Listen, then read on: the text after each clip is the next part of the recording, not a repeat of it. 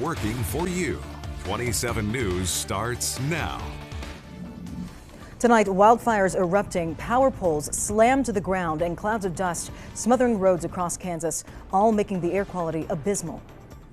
And it's now prompted health officials with warnings of poor air quality. We want to thank you for joining us tonight on this wild day of weather.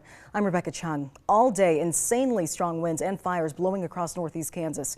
It's caused trouble and damage across the area. Take a look at this. New video into our newsroom tonight east of Silver Lake. Multiple telephone poles and power lines knocked over across Highway 24. This video was sent to us by Joyce Aberanthy. And the road was shut down for hours in both directions. The Kansas Highway Patrol had to help law enforcement divert traffic. According to Can Drive, the highway is expected to be closed until midnight or later. It all depends on the availability of crews. More new video tonight. This one out of Yates Center, that's south of Burlington. Watch as a nursing home is smothered in flames. That fire quickly began to spread earlier today. And just take a look at this intense smoke filling the air on US 75. Woodson County emergency officials say everyone in the nursing home was able to escape and were relocated safely tonight. And with these extreme winds, we saw tons of dust taking over highways. Trooper Todd with the Kansas Highway Patrol posting this video tonight. This is another trooper on Highway 40 near Sharon Springs. KHP has been responding to several crashes in that area, and that portion of Highway 40 remains shut down tonight. We're also seeing several outages across our area tonight for many Evergy customers. Right now, there's nearly 530 outages affecting around 7,000 customers across Kansas and Missouri. An Evergy spokesperson tells 27 News crews are working to restore power as quickly as possible, but it's unclear when that could be. But it's not just power outages causing disturbances. Tonight, several people in Wabaunsee County were forced to evacuate their homes. Rob Hughes joining us live tonight near Lake Wabaunsee. And Rob, I'm sure many people are really feeling the impact of these strong winds right now.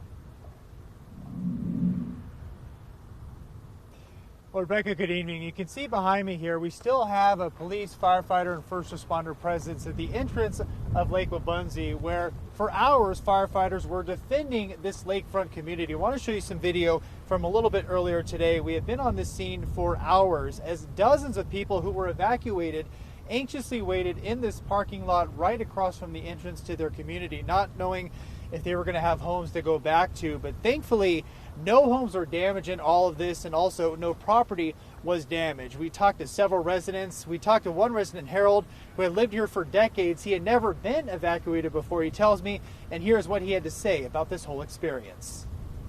I came out of the house about 3:30 and you could smell it. So there's obviously a fire. And then of course the activity picked up, smoke got a lot worse, and I didn't see anything to speak of other than the smoke, and the police came around, and this would have been about 6:15, and suggested or said we need to evacuate. And we also talked to another resident who wanted to thank firefighters. They say that they saved his home, multiple efforts, multiple fire departments, and even state resources were requested to fight this fire. But thankfully, again, at 9 p.m. this evening, residents were allowed back in their homes. And thankfully, again, they have homes to go back to. Everyone is safe and no homes were damaged. We're live in Lake Wabaunsee. I'm Rob Hughes, working for you, 27 News. All right, glad everyone's safe tonight. Rob, thank you so much for that live report. And with all this dust and smoke from wildfires in Oklahoma and Kansas, it's bringing in unhealthy, hazardous air quality levels to Topeka and surrounding areas. Tonight, Kansas health officials are advising you not to go outside. They say you should stay indoors and keep all windows shut. They say make sure your air conditioners have clean filters. Also, be sure to stay hydrated with lots of water and call 911 if you're having problems breathing. The Little Apple wasn't so little with all the hazy skies. You're getting a time lapse from earlier today. Just look at all the smoke glazing over and staying put. We went from blue skies to tons of gray and gloomy skies in just several hours. Let's check in now with Ashton Rizzo, and who's been tracking all these elements throughout the night. And Ashton, what can we expect tomorrow, especially with all the events that we're seeing lined up in the capital city this weekend? Yeah, as we head into tomorrow, thankfully the winds are going to start to shift directions, and that's really going to help to just clear out some of this smoke and dust that we're seeing in the air. So by the early AM hours of tomorrow, the winds are going to shift from the southwest to more of a northwest breeze. That'll help to clear things out, and the system that was overhead is now just moving further off to the northeast of us. We saw just a few isolated showers and storms earlier today, but those came and went very quickly. It was a fast moving storm. And a glance right now with our Emporia camera, you can kind of see that hazier look into the horizon, but you can see it the best with our downtown Manhattan camera. So you can just see how it kind of has that brownish tint to the sky with the lights reflecting up, and that is really just the smoke and dust that is now in the air, and like we've said, really significantly impacting our air quality for tonight. 64 degrees right now. However, though, our dew point at 24, so our air is very dry, and that has played a big factor into some of these fires. So we had the dry air, we had strong winds, and all of that put together has really just impacted the fires across the area for today.